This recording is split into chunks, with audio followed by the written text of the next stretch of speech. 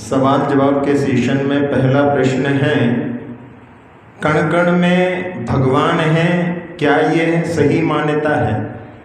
जहाँ कण कण में भगवान, अपन इस अपेक्षा से तो कह सकते हैं कि सभी जो जीव हैं उनमें भगवान बनने की सामर्थ्य है और ये संसार जो है ठसाठस जीवों से भरा हुआ है।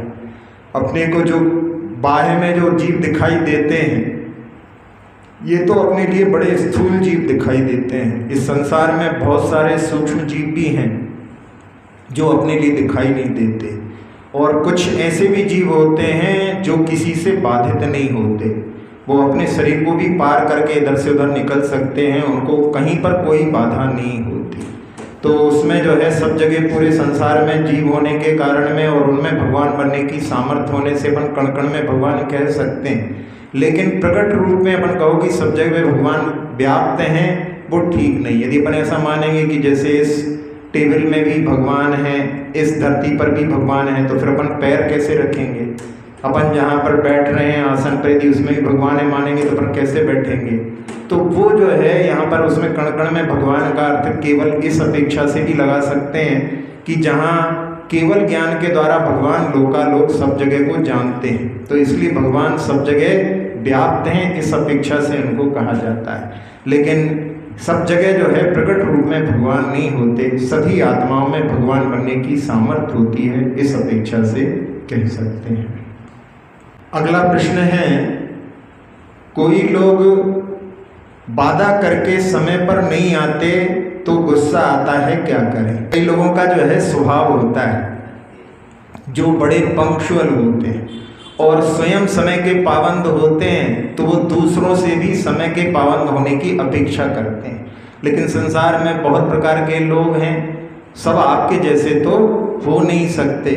इसलिए यदि अपन किसी को बुलाते हैं, यदि समय पर आ जाता है तो ठीक, नहीं आता तो अपने लिए जो है उसमें पहले से मन बना करके रखना चाहिए कि अपने पास नहीं आया तो अपने पास में और भी कुछ कार्य करने के लिए रखना चाहिए। कुछ पत्रिकाएं अच्छी जो है पढ़ने के लिए, या कहीं अपने को और किसी चीज़ में मन लगाने के लिए कुछ कार्य आदि में अपने आप को व्यस्त रखना चाहिए। लेकिन इंतज़ार की घड़ियां जो हैं बहुत बेकार होती हैं, इंतज़ार का समय बहुत लंबा हो जाता है। इसलिए उसमें जो है खेद खिन्नता करके अपना हित करने से बचने के लिए अपने आप को व्यस्त रखना चाहिए। और साथ ही साथ में जहाँ यदि कोई आ जाए समय पर तो उसकी प्रशंसा करके कि भाई तुम बड़े समय के पाबंद हो, तो वो भी आगे उस स्वभाव को स्वीकार कर सकता है। लेकिन जहाँ यदि वो लेट आता है, आप उस पर जो है खींचोगे तो फिर बाद में वो जो है उससे सुधार तो नहीं आएगा, लेकिन वो जो है सोचेगा कि यार ये तो गुस्सा करते हैं।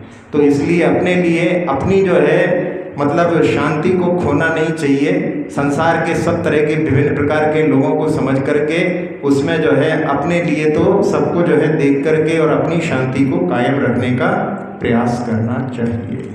अगला प्रश्न है, कई फोटो लगा रखी थी, अब सच्ची श्रद्धा प्राप्त कर ली है तो उनका क्या करें?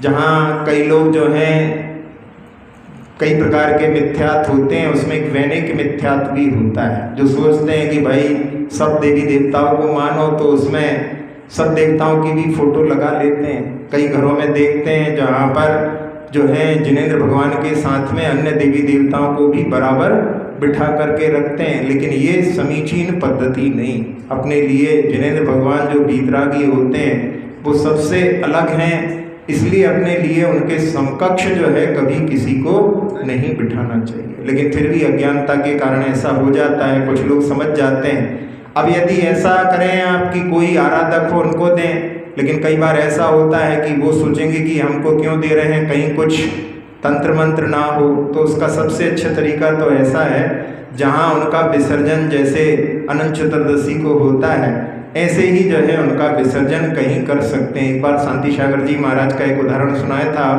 कि जहाँ जब वो दक्षिण में जिस जगह गए वहाँ पर बहुत सारे लोग जो हैं मिथ्यात्व से ग्रसित थे और उन्होंने बहुत सारी प्रतिमाओं को बैलगाड़ी में भरवा करके और उनका विसर्जन करवाया था।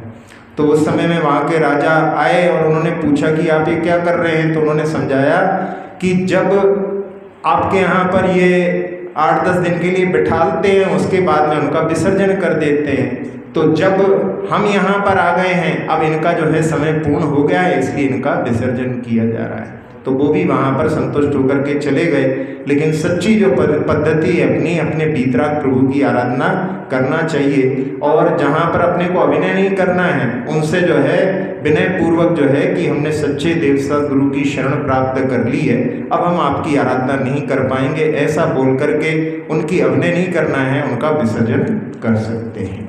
प्रश्न है, तीर्थंकरों का जन्म भारत में ही क्यों हुआ? यहाँ जो है भारत में साधना के योग्य सारी अनुकूलताएं हैं। साधना के लिए जहाँ गर्मी भी चाहिए, बरसात भी चाहिए, ठंड भी चाहिए। बहुत सारे देश ऐसे भी हैं दुनिया में जहाँ पर यदि गर्मी है तो गर्मी ही गर्मी है, जहाँ ठंड है तो ठंड ही ठंड है। तो वहाँ पर जो तीनों युगों का पालन नहीं हो सकता। और साथ ही साथ में यहाँ की धरा पर सब प्रकार के जो अन्न आदि होते हैं वो भी यहाँ पर उत्पन्न होते हैं। सभी प्रकार के जो वनस्पतियाँ हैं वो भी सब यहाँ पर उपलब्ध होती हैं। गाय का जो दुग्ध आदि का भी जो है सेवन यहाँ की धरा पर हमेशा से चलता रहा है। तो इसी धरा जहाँ पर उनके अनुकूल जो है सारी सामग्रियाँ साधना के यहाँ पर सहजता से उपलब्ध होती हैं, इसलिए जो है तीर्थंकरों की यहीं पर उत्पत्ति होती है और यहीं मुख्यतः से धर्म के पालन करने वाले होते हैं। वैसे अब विदेशों में भी बहुत सारे लोग जो है, बल्कि कई बार ऐसा बताते हैं कि हम लोग यहाँ इतना अच्छे से पालन नहीं कर पाते थे, वहाँ जा कर के कर रहे हैं। कई बार जहाँ अच्छा जो है माहौल मिल जाता है तो उसके माध्यम से बहुत सारे लोग परिवर्तित भी हो जाते हैं। ये एक बहुत अच्छी जो है मतलब विधा होती है, जहाँ जैन समाज के लोग हैं उनके आसपास में रह कर के मिल कर के अपन जहाँ भी रहें वहाँ पर सब लोग मिल कर के रहेंगे तो उससे धर्म की उन्नति आज भी अपन अपने जीवन में कर सकते हैं। तो मेरा प्रश्न है कि आज कोई भी दान या कोई भी चीज दी जाती है, उसका व्हाट्सएप पे या उसका किसी पे भी उसको प्रचारित करना ये कहाँ तक उचित है? क्यों नहीं समाज इसके ऊपर ध्यान देता कि इन चीज़ों से कितना लॉस हो रहा है समाज को, इसके बारे में किसी को कोई नहीं है। अपनी भाई के लिए सब काम करना चाहते हैं। हाँ, बहुत सारे आपने जो प्रश्न किया है, जहाँ ऐसी चीज़ों में जहाँ अपने पास में दान के लिए तो खैर निषेध नहीं है, दान जहाँ होता है, आपने जो कहा कि जैन समाज बहुत धनाढ़ है, दान भी करती है, इसमें जो है दान करने का जो है प्रचार करने का निषेध नहीं। दान के लिए जो है दान के माध्यम से धन की वृद्धि होती है। लेकिन हाँ, जहाँ आपने कहा कि अपने पास में जो संपत्ति आदि है उसका यदि अपन प्रदर्शन करते हैं तो अपन चोरों के लिए एक आमंत्रण दे देते हैं। तो इस चीज़ों पर जो है अपने लिए जहाँ व्हाट्सएप आदि के माध्यम से यदि अपन इसको जो है प्रचारित करेंगे, दिखलाएंगे लोगों के लिए, तो स्वाभाविक रूप से जो है ऐसी स्थितियों का निर्माण हो जाता है। तो अपने लिए इन चीज़ों का तो निषेध करना चाहिए। लेकिन दान आदि के कार्यों में आदि आगे रहते हैं, इनकम टैक्स ज़्यादा आदि देते हैं, तो इसमें तो जो है किसी को छुपा भी नहीं सकते, क्योंकि ये सब डाटा तो जो है गवर्नमेंट से ही प्रसारित हो जाते हैं। तो उसके माध्यम से उनको तो अपन रोकने की मतलब कोशिश भी क्यों करें, उसके माध्यम से तो वो बड़े गर्व की बात है कि जहाँ इतना, लेकिन जिसके माध्यम से धन की वृद्धि होती है वो एक मुख्य कारण है जैन समाज में दान। जहाँ दान ज़्यादा दिया जाता है इसके माध्यम से लोगों के धन की वृद्धि होती है। और साथ ही साथ में जो जैन समाज है, अभी भी बहुतायत जो लोग हैं वो व्यसन से मुक्त हैं। इसके कारण में लोगों के यहाँ जो पैसा है वो फालतू चीज़ों में नहीं जाता, उनके यहाँ पर दान देते हैं, उससे पुण्य का अर्जन होता है और उसके माध्यम से उनकी धन की वृद्धि होती है। तो मुख्य बात जो है अपने लिए जहाँ अपने जो कुछ ऐसे आयतन हैं जिनमें बहुत बहुमूल्य चीज़ें हैं, उनके प्रदर्शन से अपने लिए बचना चाहिए और उनकी सुरक्षा के लिए भी अपने को आगे जो है बढ़ करके उसकी सुरक्षा के लिए कार्य करना चाहिए। और जैसे पहले भी कहा था कि अब जो पहले ठीक है जो लोगों ने बनवा दी वो तो प्रशंसनीय है, आगे अपने लिए ऐसे जो हैं आयतन में पैसे ना लगा करके बड़े बड़े जो हैं जिसमें कि सोने आदि के ना बनवा करके, जहाँ मार्बल आदि के ऐसे जो है बड़े बड़े प्रतिमाएं बनवाएं जिससे कि उनको कोई उठा नहीं सके, उसके माध्यम से उसमें जो कुछ पैसा बचे उसका जो है उपयोग अन्य शिक्षा के क्षेत्र में, जहाँ मेडिकल के क्षेत्र में, उन क्षेत्रों में करके उपकार के माध्यम से अपने लिए जो है धर्म का प्रभावना करने का प्रयास करना चाहिए। प्रश्न है, आयुर्वेद के अनुसार भोजन के बाद अंतराल से पानी पीना बतलाया है। जब हम लोग एकासन करते हैं तो क्या करें? जहाँ आयुर्वेद में भोजन के बाद में पानी का अंतर करने का बतलाया है, वो मुख्यतः से आप लोग ठंडा पानी पीते हैं उसके लिए बतलाया है। यदि आप गर्म पानी का प्रयोग करेंगे तो उसके माध्यम से आप भोजन के साथ में भी पानी ले सकते हैं, उससे जो है आपके लिए कोई बाधा नहीं होगी। तो जब एकासन आदि आप लोग करते हैं उस समय में जहाँ एकासन जो होते हैं वो एक प्रकार से शिक्षा व्रत के समान समझना चाहिए। जहाँ कोई ब्रह्मचारी आदि कोई भी जब एकासन करते हैं और खालिस एकासन जिसमें शाम को पानी भी नहीं लेते, तो मैं तो अक्सर उनसे कहता हूँ कि आज तुम्हारी साधुओं के समान चर्या हो गई, एक बार भोजन किया है तो उससे जो है उनके लिए शिक्षा व्रत के समान है। तो आप लोग भी जब एकासन करें तो उस समय में गर्म पानी का जो है सेवन करें, तो उससे आपको फिर प्यास आदि भी नहीं लगेगी और उसके माध्यम से जो वहाँ पर आयुर्वेद में बतलाया है उस प्रकार का जो है कोई विकार भी उत्पन्न नहीं होगा। अगला सवाल है, सुबह उठने का प्रयास सफल करने के लिए क्या करें? सुबह उठने का प्रयास सफल करने के लिए आपको जो है थोड़ा सा धैर्य रखना पड़ेगा। एकदम जल्दी से सोचो कि एक दो दिन में ये ऐसा हो जाए तो संभव नहीं, क्योंकि अपनी बॉडी अपन जिस प्रकार से इसको ढाल लेते हैं वैसी ढल जाती है। अपने बॉडी में भी एक बायोलॉजिकल क्लॉक होता है, वो सेट हो जाता है। तो उसके अनुसार अभी आप जल्दी सोने की कोशिश करेंगे तो आपको नींद नहीं आएगी, लेकिन 2-3 दिन 4 दिन 5 दिन ऐसा होगा और उसमें आप पड़े रहेंगे, लेकिन सुबह आप जल्दी उठ जाएं, फिर दिन में आपको थोड़ी सी थकान सी महसूस होगी, नींद भी आएगी, लेकिन उसमें आपको नींद नहीं लेना है। यदि आपने दिन में नींद ले ली तो फिर नेचुरल जो है रात में आपकी नींद जो है लेट आएगी, इसलिए दिन में नींद नहीं लेना है। अब कहें कि दिन में नींद आ रही है तो क्या करें? बैठे बैठे यदि प्रमाद आए तो वो जो है क्षम्य होता है, लेकिन अपन स्वयं लेट जाओ तो फिर तो नींद आएगी आएगी। तो उसके माध्यम से इस मौसम में खासकर विशेष करके जो दिन में शयन करते हैं उनके लिए कफ की जो है शिकायत मुख्यतः से होने की संभावनाएं रहती है। तो इसलिए अपने लिए दिन में बैठे बैठे यदि कोई थोड़ा बहुत यदि जिसको कैटनैप बोलते हैं उसको यदि आप ले लें तो वो शरीर के लिए नुकसान नहीं करता। और इस प्रकार से यदि आप 4-5 दिन 8 दिन ऐसा करेंगे तो धीरे धीरे आपकी जो है अंदर की जो है क्लॉक सेट हो जाएगी, फिर जल्दी आप शयन करने लगेंगे और सुबह भी जो है समय पर आपकी नींद खुलने लगेगी। तो इस प्रकार से धीरे धीरे प्रयास करेंगे तो अपन जैसा चाहें वैसा अपन अपने शरीर को ढाल सकते हैं, लेकिन एकदम एक झटके से ये काम नहीं होता और अपन जल्दी रिजल्ट चाहते हैं तो उससे फिर जो है वो नहीं मिलता, तो लोग कई बार जो है छोड़ देते हैं, लेकिन छोड़ना नहीं, उसको प्रयास करेंगे तो आपको जरूर सफलता मिलेगी। इच्छा महाराज जी, क्या ऐसा है कि जैसे किसी के नियम लेने के भाव में चाहे कोई छोटे चाहे कोई बड़े, तो उसका दुर्गति में नहीं जाएगा वो? नहीं, पहले भी एक बार प्रश्न आ चुका है, हमने कहा था कि ऐसे नियम लिए जिसमें अपने लिए कोई परिवर्तन नहीं होता, उसमें कोई प्रभाव नहीं पड़ता। अपने नियम ले भी लिया लेकिन उसमें कुछ करना जैसा नहीं है तो वो नहीं। जहाँ पर अपन ने ऐसे नियम जिससे कि अपने लिए अहिंसा आदि धर्म का विशेष रूप से यदि कोई जैसे व्यक्ति 4 प्रकार के आहार का रात्रि में त्याग करता है तो बहुत बड़ी उसकी जो है उपलब्धि होती है। ऐसे भाव यदि उसके लेने के नियम के हो रहे हैं तो अपने को समझना चाहिए कि अभी अपनी खोटी आयु नहीं बनी है।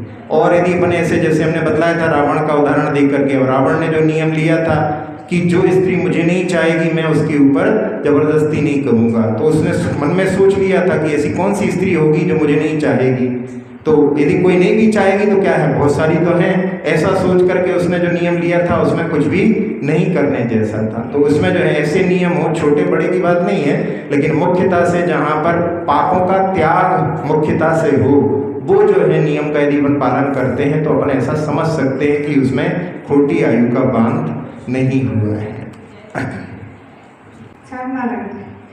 क्या नशीली सभी पदार्थों का सेवन व्यसन में आता है क्या? चाय कॉफी नशीली सभी रसीली चीजों का नशीली चाय कॉफी, हाँ, यदि आपकी उसके बिना जो है अपना जीवन नहीं चल पाए तो फिर वो भी जो है व्यसन जैसे बन जाते हैं। आदत जिसको बोलते हैं ना, जहाँ पर अपनी जो आदत पड़ जाती है तो वो भी जो है व्यसन जैसे हो जाते हैं। इसके बारे में बतलाया था कि हैबिट ऐसी होती है कि हैबिट कभी छूटती नहीं। उसमें हैबिट के लिए बतलाया था कि हैबिट में एच को हटा दो तो एबिट बचता है, उसका अर्थ भी कुछ होता है। एबिट में से ए हटा दो तो बिट बचता है, उसका अर्थ भी कुछ होता है। बिट में से बी हटा दो तो इट बचता है, उसका भी अर्थ कुछ होता है। और इट में से आई हटा दो तो टी बचता है, टी का अर्थ चाय होता है। और उसकी लत तो सबके लिए बहुत परेशान करती है। तो अपनी जिस चीज़ की लत पड़ जाए जिसके बिना अपन रह नहीं सकें, वो जो है व्यसन के अंतर्गत ले सकते हैं। लेकिन जहाँ आपने बोला कॉफ़ी चाय, उसके बारे में भी कई ऐसी जो है बातें सुनी थी कि जिसमें कि जो है कॉफ़ी में भी जो है कॉकरोच आदि के कुछ एलिमेंट्स मिलाए जाते हैं। और जहाँ जो चाय है उसमें भी जो है पहले कुछ इस प्रकार की बातें आई थी। तो वो जो है अपने लिए उसकी जो है परख करके कि किस प्रकार की हैं उनसे बचने का प्रयास करना चाहिए। अगला प्रश्न है, माता पिता कभी संतुष्ट नहीं होते, उसके लिए क्या करें? जहाँ माता पिता जो हैं जिनकी सेवा करते हैं उसके माध्यम से वो संतुष्ट नहीं होते, ऐसा तो भाव यहाँ पर नज़र नहीं आता। यहाँ पर तो ये है कि आपकी जो है तरक्की से वो संतुष्ट नहीं होते। तो उसमें जो है बात ऐसी है कि जहाँ पर उनकी ये भावना रहती है कि आप निरंतर आगे आगे और जो है प्रयास करते रहें। जहाँ जब वो कहते हैं कि हम संतुष्ट नहीं हैं तो उसका मतलब ये है कि वो आपसे, आपकी सेवा से असंतुष्ट है, ऐसा नहीं। जहाँ वो आपकी तरक्की और देखना चाहते हैं, यदि अपन उसको पॉजिटिव रूप से समझें तो उसके माध्यम से अपने लिए समझ में आएगा कि माता पिता जो है कभी भी बच्चों का अहित नहीं चाहते। वो तो चाहते हैं कि और जो है तरक्की करते रहें। अपन उसको समीचीन रूप से समझें तो आपके लिए वो उनकी असंतुष्टि जो है आगे बढ़ाने में कारण बनेगी। अगला सवाल है, टेस्ट ट्यूब बेबी और सरोगेसी आदि जो पद्धतियां हैं वो जैन धर्म के अनुसार कितनी सार्थक हैं?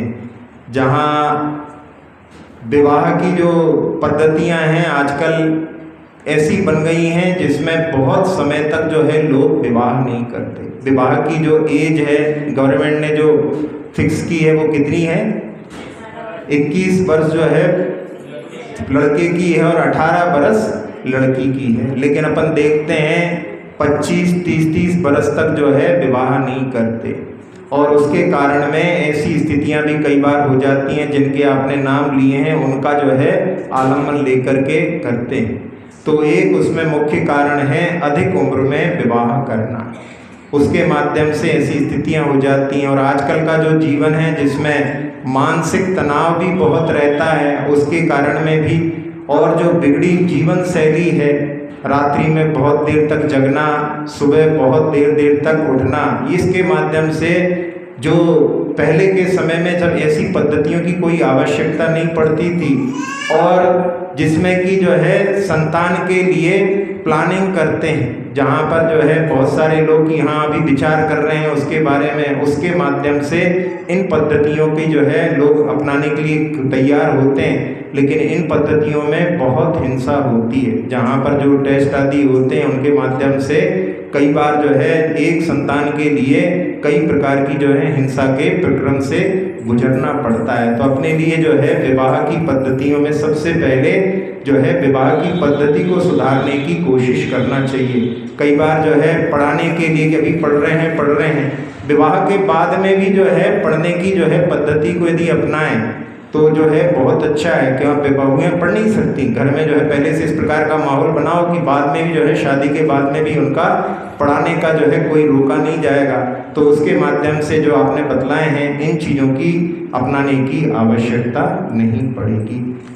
अगला सवाल है, छोटे होने के बाद भी जवाब दे देता हूँ, बाद में पश्चाताप होता है, क्या करूँ?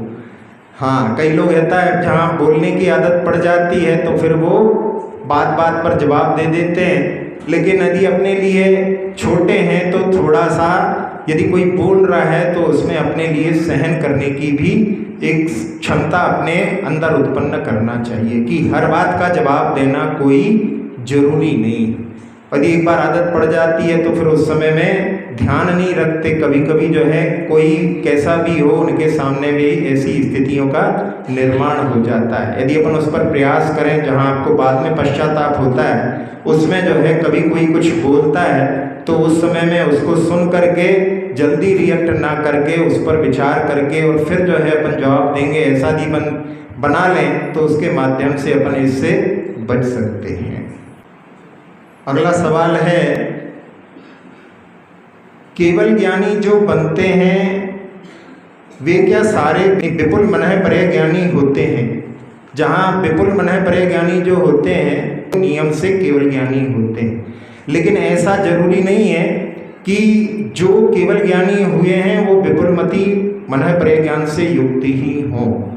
जहाँ ऐसा भी वर्णन आता है कि बिना अवधि ज्ञान, बिना मनः परे ज्ञान के भी मुक्ति हो सकती, केवल ज्ञान हो सकता है। तो उसमें ऐसा कोई नियामक नहीं है, दोनों तरफ से इसकी घटेगी नहीं व्याप्ति कि जो केवल ज्ञानी हैं वो विपुलमति परे ज्ञानी भी पहले रहे हों, लेकिन हाँ जो विपुलमति मनः परे ज्ञानी रहे हैं वो नियम से फिर बाद में केवल ज्ञानी बनते हैं। अगला सवाल है, पश्चाताप और क्षमा में क्या अंतर होता है? पश्चाताप का अर्थ होता है कि जब अपने से कोई गलती हो जाती है तो उसका अपने मन में खेद होता है, वो पश्चाताप होता है। और क्षमा के लिए जहाँ अपना किसी से कुछ ऐसी जो है बात हो गई है जिसके कारण अपने मन में क्रोध उत्पन्न हुआ हो और अपन उसको कि चलो छोड़ो, इस प्रकार का यदि अपन भाव रखते हैं तो वो क्षमा कहलाता है। क्षमा का भाव जो है अपने मन में किसी एक व्यक्ति के प्रति ना, अपने मन में जो है क्षमा सबके प्रति धारण करके रखना चाहिए, क्योंकि कषाय जो होती है यदि अपने मन में रहती है तो वो अपने लिए ही पीड़ा देती है। तो कषायों का जो समन करना वो जो है क्षमा भाव कहलाता है। लेकिन जहाँ अपने से कुछ गलती हो जाती है उसका मन में जो पश्चाताप का भाव बना रहता है, वो पश्चाताप का भाव जो है वो एक प्रकार का जहाँ प्रतिक्रमण जैसा भाव जो रहता है, जिसमें कि मेरे से गलती हो गई, इस प्रकार का तस्मिच्छा में दुक्कड़म, ये मेरा जो है दोष मिथ्या हो, इस प्रकार का भाव उसके साथ में जुड़ा रहता है। ये प्रश्न महाराज जी, पानी की एक बूंद में बहुत सारे जीव होते हैं, लेकिन हम लोग सुबह एक बार पानी छानने के बाद दिन भर पानी का चलना भी करते हैं और उस पानी का उपयोग करते हैं। तो क्या उस 24 आवर्स में या जब दोबारा नहीं छानते तब तो उसमें पानी इसमें जीव उत्पन्न होते हैं या नहीं होते तो उससे क्या नुकसान है? हाँ, ये जो है ना अपने यहाँ जिनागम में बतलाया है कि जो पानी होता है उसमें जो जीवों की संख्या, जहाँ पर एक कैप्टन 100 बोर्स भी हुए हैं, उन्होंने 36,450 बतलाई, तो वो उन्होंने 30 जीवों की संख्या बतलाई है। पानी को काया बना करके जो जीव रहते हैं उनको तो कोई काउंट ही नहीं कर सकता, क्योंकि वो जो है उसी काया को बना करके रहते हैं, पानी के रूप में रहते हैं। आपका जो है सूक्ष्मदर्शी उसको पकड़ नहीं सकता। तो 30 जीवों को छानने के लिए अपन जो है प्रयास करते हैं। तो 30 जीवों को आपने छान लिया, अब उसके बाद में क्या होता है कि एक मुहूर्त के बाद में उसमें फिर जीवों की उत्पत्ति होने लगती है। तो 30 जीव आकर के उसमें जो है उत्पन्न हो जाते हैं, वहाँ पर जल का उनके लिए योनिभूत बन जाती है, वहाँ पर आकर के उत्पन्न होने लगते हैं। तो उसमें जो समूर्छन जीव रहते हैं उनकी उत्पत्ति एक मुहूर्त के बाद में हो जाती है, यानी छाना हुआ जल एक मुहूर्त तक आप प्रयोग कर सकते हैं। उसके बाद को यदि 24 घंटे आप बता रहे हैं तो वो पद्धति सब लोग अपने घर में अपनाते हैं, लेकिन ये जो है समीचीन पद्धति नहीं है। कई लोग जो नियम लेते हैं कि हम छना हुआ जल का सेवन करेंगे, जहाँ जैन दर्शन में मुख्य नियम के रूप में माना जाता है, तो उसके लिए छने जल का जो सेवन करने वाले होते हैं वो उसी समय छान करके फिर पीते हैं। जितनी बार भी जो है पीना होगा छान करके पिएंगे। और उससे जो है बार बार के झंझट से बचने के लिए लोग क्या करते हैं कि सुबह सुबह एक बार उसको उबाल लिया। अब उसमें आप कहोगे कि उसमें जीवों का घात हो जाएगा, लेकिन उसके बाद में उसमें आगे उत्पत्ति नहीं होगी, ये इसमें है। आपका यदि आप नहीं छानोगे तो उसमें हर समय में जो उत्पत्ति हो रही है उनकी उत्पत्ति में जो जीवों का घात होगा आप उनसे बच जाएंगे। तो इसलिए अपने यहाँ पर minimization of violence is non violence, कम से कम हिंसा हो। तो आपने एक बार उसको उबाल लिया, फिर उसमें जीवों की उत्पत्ति नहीं होगी। तो फिर वो जो पानी आपके लिए स्वास्थ्यवर्धक भी रहेगा, आप उसका सेवन करेंगे तो उसके माध्यम से आप हिंसा से भी बच जाएंगे। तो अपने लिए जो है जैन पद्धति जो है अपने लिए ऐसा जीवन सिखाती है जिसमें कम से कम जो है अपने द्वारा जीवों की हिंसा हो। ये सब इनसे कोई नहीं है। तो जो है आपके लिए भले ही जो है साइंस के हिसाब से भले कुछ बताएं, लेकिन अपने जैन दर्शन के अनुसार उनसे जो है छना हुआ अपन नहीं मानते। अपने को तो अपनी पद्धति के अनुसार जो है पालन करना चाहिए। महाराज जी, ये जब अभिषेक करते हैं तो श्री जी को पांडुशिला में विराजमान करते हैं, तो उसमें श्रीकार भी बनाया जाता है केसर से। तो जिस जगह प्योर जो 13 पंथी आमनाई मानी जाती है, तो भगवान को सीधे क्या उस श्रीकार पे विराजमान जो करते हैं वो उचित है, या उस पे सिंहासन या कोई प्लेट या कुछ रख के फिर उनको विराजमान करना चाहिए? अपन लोग बहुत सारी चीज़ों में जो है ऐसी जो है मतलब कि उसमें भगवान के लिए चंदन का स्पर्श भी हो जाएगा तो वो जो है उनके लिए चंदन लग गया। अपन लोगों ने जो है एक प्रकार से जो पूजा पद्धति को ऐसा मान रखा है कि जो हम कर रहे हैं वो ही सही है। ऐसा नहीं, अपने लिए भगवान की आराधना करते समय जहाँ पर कोई चंदन लगाता है अपन उसको देख करके, कई लोग तो ऐसा करते हैं कि उस जो है प्रतिमा को नमस्कार तक नहीं करते, लेकिन ये नहीं अपने लिए। जहाँ दक्षिण में इस प्रकार की पद्धति होती है उसके लिए अपने को देख करके वहाँ प्रतिमा में जब तक वीतरागता दिखाई देती उसमें वीतरागता का हनन नहीं होता। हाँ, इतने फूल उसके ऊपर चढ़ा दें कि वहाँ पर भगवान का वीतरागता का अभाव हो जाए, नग्नत्व दिखाई ना दे, तब फिर अपन उसको नमस्कार नहीं करें तो ठीक है। लेकिन अपन ऐसा मान करके कि जहाँ चंदन भी जो है उसमें स्वीकार में जो है उससे प्रतिमा से स्पर्श हो जाएगा तो वो प्रतिमा जो है पद्धति अपनी 20पंथी हो जाएगी। ये जो है अतिरेक है, अपने लिए इससे बचना चाहिए। इन चीज़ों में जो है अपनी बुद्धि ना लगा करके और भगवान की भक्ति करने में जो है अपनी मुख्यता उसमें वृद्धि बढ़ाने की कोशिश करना चाहिए।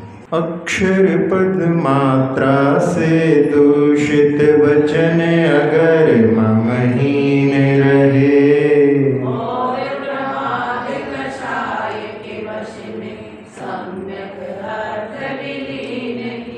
जिन वाणी माता मेरी उन सब त्रुटियों को क्षमा करे,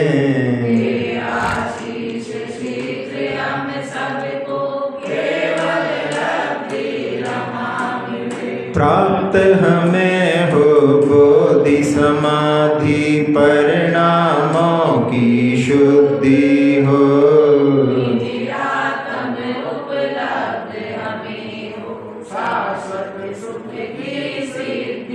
चिंतित वस्तु दात्री माता चिंतामणि उपमा भाति,